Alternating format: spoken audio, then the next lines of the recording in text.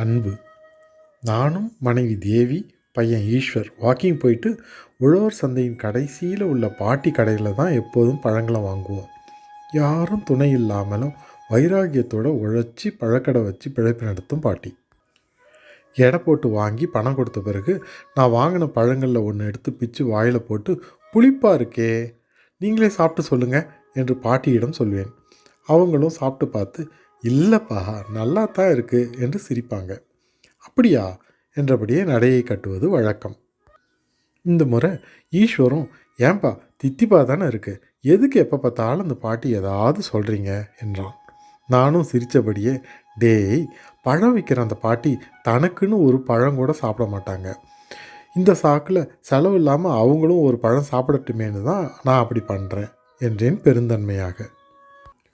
மனைவி தேவி பின்னால் இருந்த காய்கறி கடையில் இருக்க அங்கு போகும்பொழுது பழக்கார அம்மாவிடம் வேற ஒருத்தர் பேசுவதை எதேச்சியாக கேட்க நேர்ந்தது. ஏன் பாட்டி, அந்த ஆள் நல்ல பழத்தை கூட குறை சொல்லி சாப்பிட்டு பார்க்க சொல்கிறான், நீ சிரிச்சுக்கிட்டே சமாளிக்கிறியே என்ன?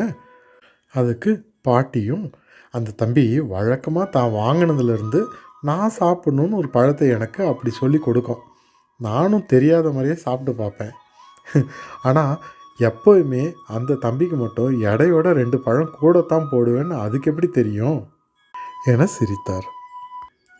பின்னால் இருந்து எதேச்சியாக கேட்டு திகைத்த நான் பாட்டியினுடைய அன்பை நினச்சி தானாகவே கண் கலங்கியதை ஏனோ மறைக்க முடியவில்லை. நன்றி.